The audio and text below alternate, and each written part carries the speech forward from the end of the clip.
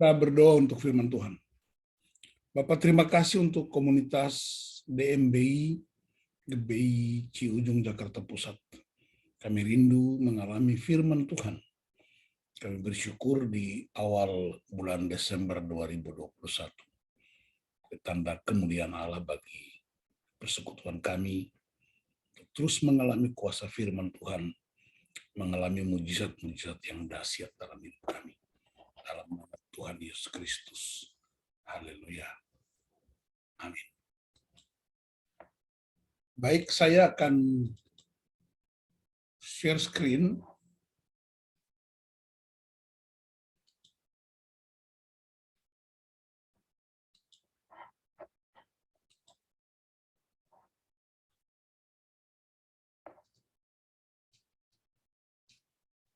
Tema yang diberikan yaitu Nothing is impossible with God. Lukas 1 ayat 37.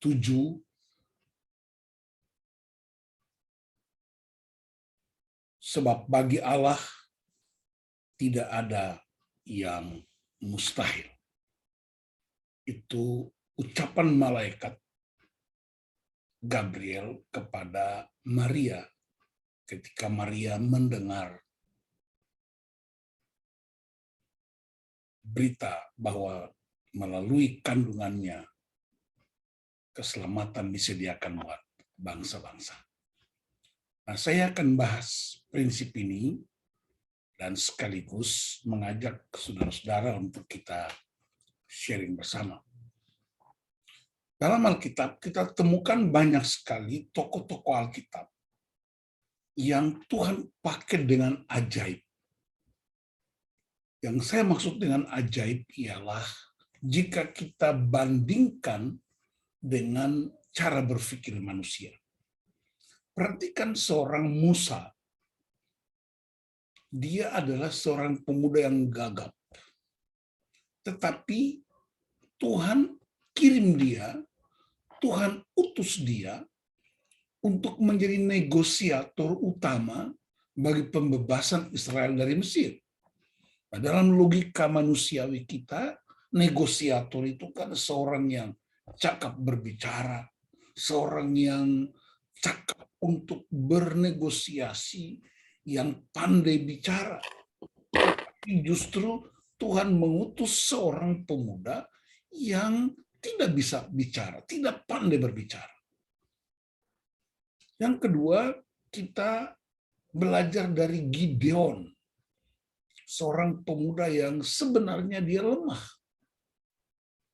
Tetapi justru Tuhan pakai dia menjadi pahlawan yang mengalahkan Midian.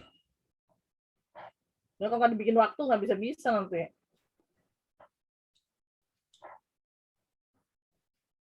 Kita juga belajar dari Sarah, seorang perempuan mandul, dan justru Tuhan menjanjikan akan jadi keturunan yang banyaknya seperti bintang di langit dan pasir di laut. Sangat tidak masuk akal. Kita ingat seorang Daud, anak yang kemerah-merahan. Yang Alkitab menyebutnya itu masih kecil. Tapi justru dia diurapi jadi raja yang luar biasa bagi Israel. Kita juga ingat 11 murid plus 1. Maksudnya 12 tetapi Yudas berkhianat, 11 tambah Matias yang baru dipilih di peristiwa Kisah Para Rasul. Mereka orang-orang yang tidak terpelajar. Tetapi justru Tuhan perintahkan mereka untuk mengajar dunia supaya dunia mengalami perubahan. Kita ingat Saulus yang dulu menjadi seorang teroris, ketua forum pembela Yahudi. Tapi Tuhan bisa ubahkan hidupnya menjadi Rasul Paulus, ketua FP, forum pemberita Injil. Nah, hari ini saudara boleh menjadi anggotanya. anggota dari FPI, Forum Pemberita Injil. Jadi ada sejumlah tokoh lain yang kalau kita pakai logika manusiawi kita sangat tidak masuk akal. Dan sesuatu yang tidak masuk akal bagi Tuhan, bagi manusia, tetapi bagi Tuhan tidak ada yang mustahil. Maria menolak atau mempertanyakan, itu wajar karena dia belum bersuami. Kewajaran-kewajaran macam begitu, Tuhan beri peneguhan bahwa bagi Tuhan tidak ada yang mustahil. Kita ingat juga dalam peristiwa-peristiwa atau mujizat-mujizat yang spektakuler dalam Perjanjian Lama. Ya, 10 tulah di Mesir sebenarnya adalah 10 mujizat untuk menghancurkan 10 berhala atau dewa-dewa yang menguasai orang Mesir yang juga mempengaruhi orang Israel. Itu sebabnya mengapa Tuhan mesti pulihkan Israel itu di padang gurun supaya gaya hidup Mesir itu bisa lepas dari hidup mereka. Ya, satu malam Tuhan hanya butuh untuk keluarkan Israel dari Mesir. Tapi untuk mengeluarkan Mesir dari otak Israel, dia butuh 40 tahun. Kita lihat mujizat yang lain dalam perjalanan, ada tiang awan pada waktu siang, tiang api pada waktu malam, mana dari sorga, daging burung puyuh, air keluar dari batu karang, kebutuhan sandang pangan papan, kesehatan mereka berjalan setiap hari selama 40 tahun. Tiang awan, tiang api, kan kalau kita hitung hari ini kan soal listrik. Bayangkan berapa watt listrik yang dipakai oleh hampir 3 juta orang yang keluar dari Mesir. Roti berapa yang dibutuhkan buat 3 juta orang. Ada peristiwa janda di Sarfat yang hampir mati kelaparan, tapi justru Tuhan kirim nabinya, Nabi Elia, untuk justru diberi makan oleh seorang janda yang hampir mati kelaparan dengan anak gadisnya. Kita ingat Daniel dan kawan-kawan di Babilonia yang begitu hebat hidup mereka. Mereka terancam mati, bahkan singa-singa harus mengatupkan mulutnya. Karena Tuhan menyertai Daniel dan kawan-kawan. Bahkan ketika mereka diancam, mereka salah satunya berkata, kami percaya kepada Allah yang hidup. Dia akan tolong kami. Tetapi jika dia tidak tolong kami, kami tetap menyembah dia. Wow, itu keputusan yang amat radikal. Kita ingat juga Daud yang kecil. Dia bisa mengalahkan seorang Goliat. Itu ada seorang hamba Tuhan yang bikin ilustrasi. Tusuk gigi lawan. Apa namanya itu? Roket. Seekor anjing pudel melawan seekor singa ganas. Dan kita bisa mencatat ada tokoh-tokoh lain yang juga Tuhan pakai secara spektakuler di zaman mereka. Di zaman Yesus kita ingat ada peristiwa-peristiwa yang hebat, pesta kawin di Kana. Ya, orang menyebutnya mujizat terbesar di pesta kawin di Kana itu adalah air berubah jadi anggur. Saya mau beritahu, sebenarnya ada yang lebih dari itu. Bukan sekedar air berubah jadi anggur, tetapi mujizat yang dahsyat ialah Yesus hadir di dalam rumah itu. Dan sesuatu yang tidak ada menjadi ada, yang kurang menjadi melimpah. Itulah mujizat kehadiran Yesus itu.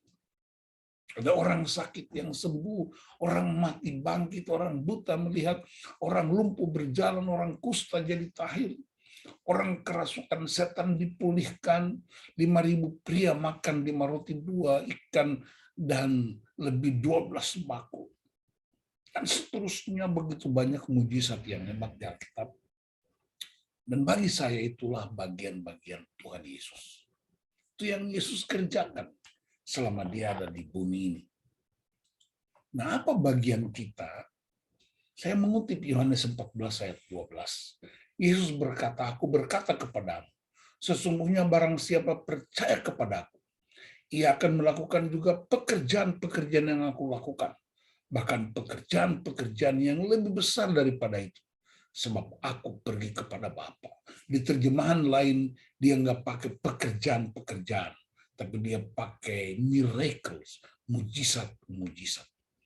Dan ini sebuah pernyataan yang amat dalam. Bahasa Inggrisnya, most assuredly, sesungguh-sungguhnya. Barang siapa yang percaya kepada aku, kata Yesus.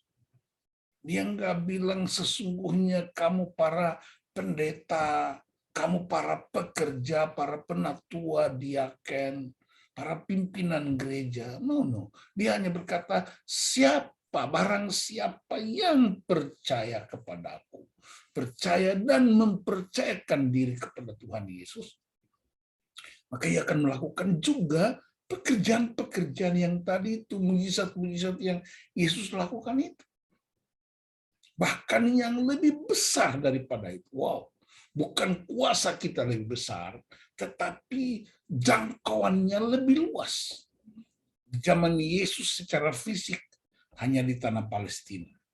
Tapi kita lihat orang-orang yang percaya kepada Tuhan, termasuk saudara dan saya, kita ikut terlibat dalam pekerjaan-pekerjaan besar di seluruh dunia.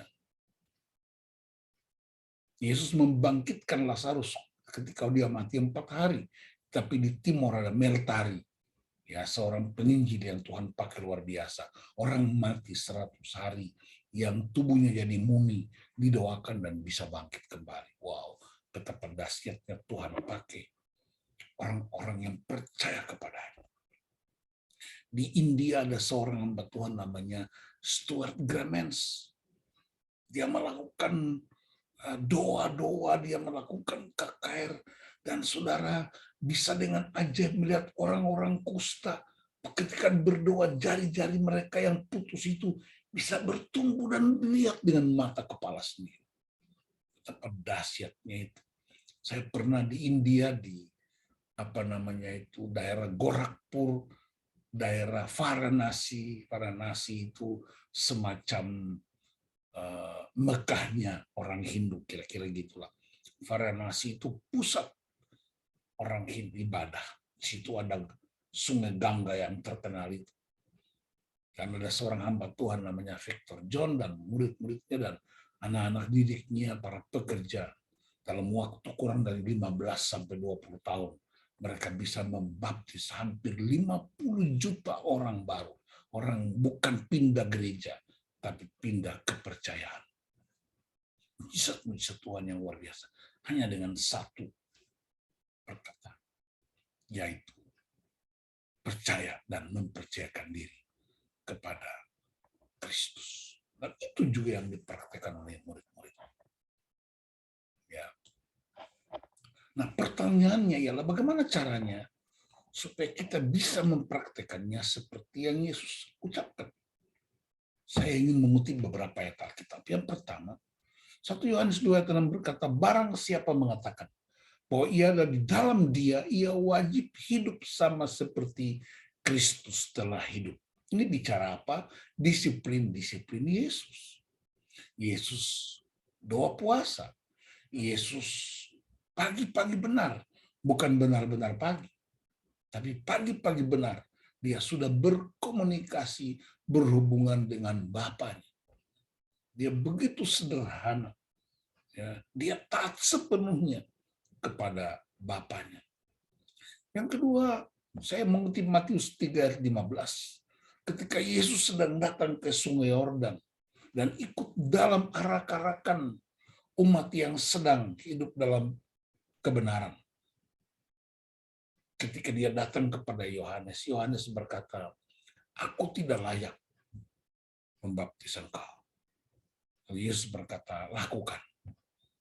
Kita menggenapkan kehendak Bapa. Dan ketika Yohanes lakukan, Roh Kudus turun. Ini bicara apa? bicara tentang saling menghormati otoritas, saling tunduk pada otoritas. Ketaatan menghasilkan urapan. Urapan menghasilkan otoritas, kuasa, dan kuasa untuk melakukan mujizat. Jadi saudara-saudara nggak usah kejar-kejaran urapan, nggak usah beli urapan, nggak usah hebat sekali untuk, tapi cara mendapatkan urapan cuma satu aja prinsipnya, taat pada otoritas firman Tuhan. Dan di situ urapan itu akan turun. Urapan itu memberi kuasa, dan kuasa itu untuk melakukan mujizat. Dan kita tahu mujizat itu fungsinya apa? Supaya dunia percaya. Yang ketiga, Kisah Para Rasul 1 ayat 8. Ada urapan Roh Kudus, terima kuasa Roh Kudus. Di situ ada dua istilah bahasa Yunani, dunamis dan exousia. Exousia itu artinya kuasa mengatasi orang lain, kuasa untuk memimpin orang lain, kuasa presiden, kuasa direktur perusahaan, kuasa manusia. Tapi kalau dunamis, itu istilah yang cocok untuk mengatakan bahwa ada sebuah dinamik yang menggerakkan dari dalam. Mobil itu semewah apapun, bensin atau sudah diisi penuh, dia akan hidup kalau ada akinya. Nah, aki itu adalah dinamik yang menggerakkan itu. Karena itu kita tidak digerakkan oleh kuasa dari luar, tapi justru kuasa dari dalam, yaitu Roh Kudus. Dan yang keempat, Kisah Para Rasul 10 ayat 39. Kita mesti menyaksikan apa yang kita lakukan dan apa alami. Saksi itu dua istilah bahasa Inggris, witness artinya bercerita, explanation, menjelaskan, menyaksikan, mengkhotbahkan. Tapi yang kedua, evidence, artinya bukti. Rasul Petrus berkata, kami tidak hanya memberitakan Kristus yang hidup itu, yang tersalib itu, tapi kami adalah bukti bahwa Kristus yang kami beritakan adalah Kristus yang hidup. Kamilah buktinya. Dalam dunia hukum selalu ada istilah bukti harus lebih terang dari cahaya. Dan ini juga sejalan dengan ucapan Yesus dalam kitab Matius, dalam khotbah Yesus di bukit. Dia berkata, hidupmu melalui perbuatanmu, ya Bapamu yang di sorga dipermuliakan. Jadi kita anak-anak Tuhan ini juga mesti punya kebiasaan untuk menyaksikan kebaikan-kebaikan Tuhan, menyaksikan peristiwa-peristiwa ajaib. Ya saudara-saudara ingat ya, dalam dunia modern selalu ada hal-hal yang mempesona orang. Ada hal-hal yang menjadi percakapan-percakapan yang memenuhi ruang-ruang publik. Saya kasih contoh misalnya ketika pesawat jet pertama kali muncul, itu terus menjadi perbincangan-perbincangan yang hebat di mana-mana. Di koran, di televisi, ya di ruang-ruang publik, itu terus jadi percakapan. Tiba-tiba muncul lagi Apollo 12, orang naik ke bulan, dan itu juga jadi topik pembicaraan yang begitu luar biasa. Bahkan sekarang ada sejumlah alat yang bisa mengantarkan semua kebutuhan orang-orang di bulan. Itu enggak lagi jadi percakapan. Semuanya udah jadi biasa saja.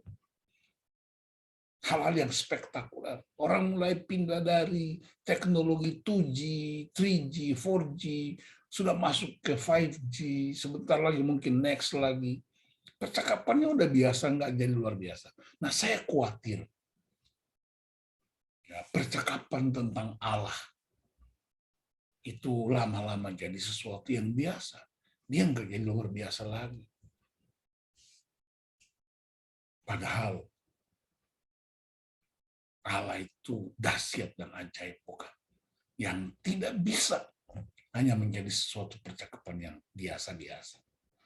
Dan saya ingin menegaskan bahwa banyak orang bicara tentang Tuhan, tapi sedikit bicara dengan Tuhan. Karena itu ini yang kami praktekkan sekalipun belum sempurna, saudara. Ya. Tujuan utama dari mujizat itu apa? Tujuan utamanya kan supaya dunia percaya dan diselamatkan. Mujizat itu ada hal-hal yang sifatnya spektakuler, ada hal-hal yang sifatnya tertutup, tapi kita mesti akui sebagai cara Tuhan bekerja. Pertanyaan saya ialah, apakah Anda bisa? Apakah saya bisa? Apakah kita bisa? Saya ingin menyaksikan beberapa peristiwa yang saya jalani. Ya, saudara-saudara tahu sendiri, saya adalah pendeta gereja Protestan. Dan di banyak kesempatan orang menganggap bahwa pendeta Protestan itu jarang melakukan mujizat atau seolah-olah tidak ada mujizat. Nah, saya bantah itu. Ya, karena bagi kita mujizat itu hal yang spektakuler, yang berada di luar logika-logika manusiawi. Dulu kalau saya ada teman saya yang sakit, saya kirim kepada teman-teman hamba Tuhan di gereja karismatik tertentu. Kalau ada orang kerasukan setan, saya panggil hamba-hamba Tuhan tertentu dari gereja-gereja karismatik. Tahun 2004 ketika saya mulai mengikuti pemulihan, saya mengikuti CMN, saya mengikuti power karakter, saya dimentori, saya belajar juga dari hamba-hamba Tuhan yang Tuhan pakai luar biasa. Saya mulai belajar dari prinsip ketaatan pada firman Tuhan. Walaupun sekali lagi tidak ada yang sempurna, lakukan dengan benar, Tuhan pasti sempurnakan. Dan mulailah Tuhan kasih kuasa itu. Orang gila kami doakan dan sembuh dalam waktu kurang dari 2 jam. Orang gila yang dikeluarkan dari rumah sakit jiwa di Grogol. Dan itu pertama kali saya lakukan itu. Tuhan itu bekerja karena ketaatan. Mujizat tidak terjadi karena aliran gereja. Tapi mujizat terjadi karena ketaatan pada otoritas firman Allah. Dan sejak itu sudah banyak orang dipulihkan, orang-orang yang kerasukan mulai disembuhkan, orang sakit disembuhkan, pelayanan-pelayanan mujizat mulai terjadi di mana-mana. Dan banyak orang mengalami. Keluarga-keluarga yang hampir hancur. Bukan hanya di atas ujung tanduk, seperti telur di ujung tanduk, tapi telurnya udah jatuh.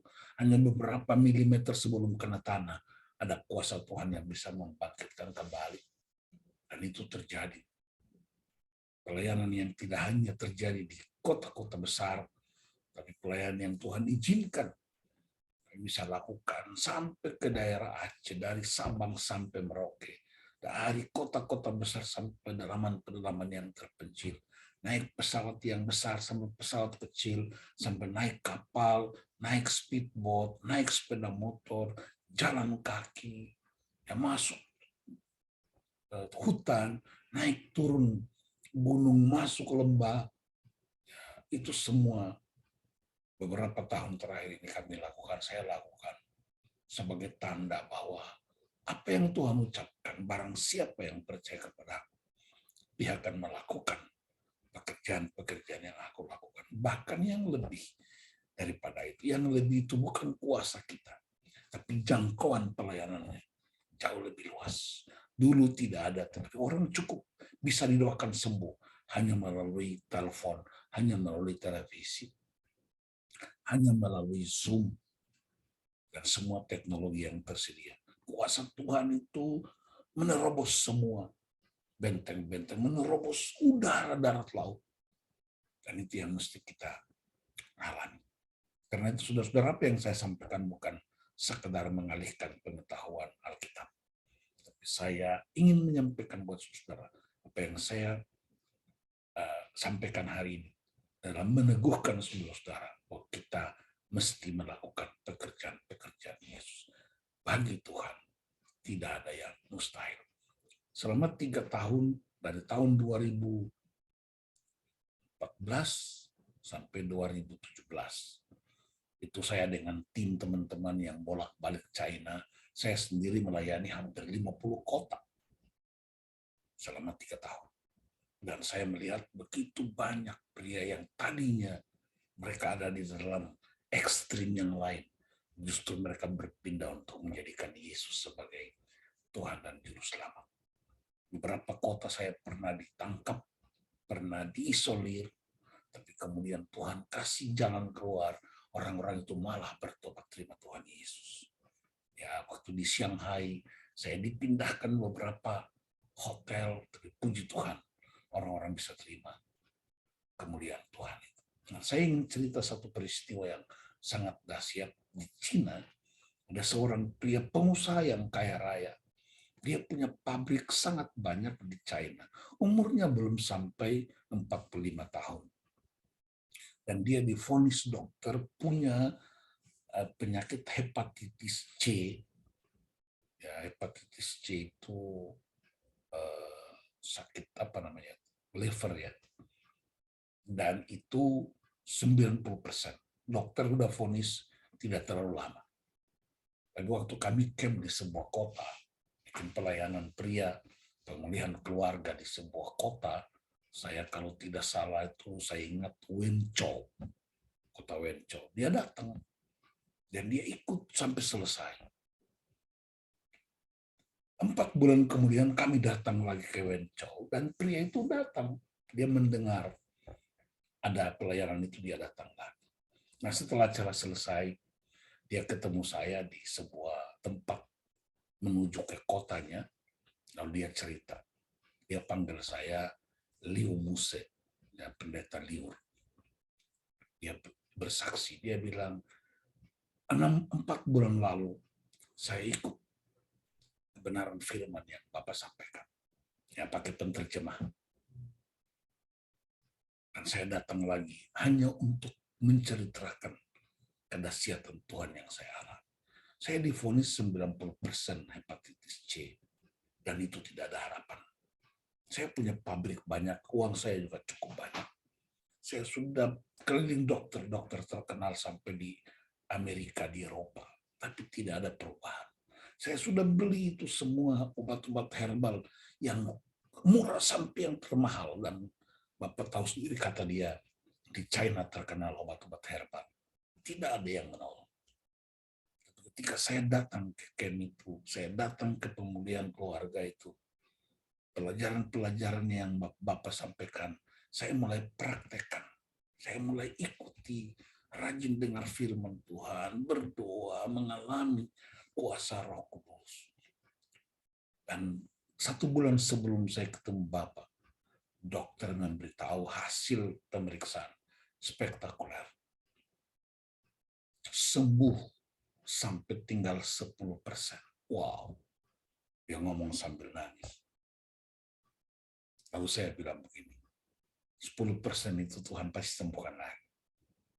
Dia tepuk pundak saya, dia bilang, enggak, tidak begitu Muse.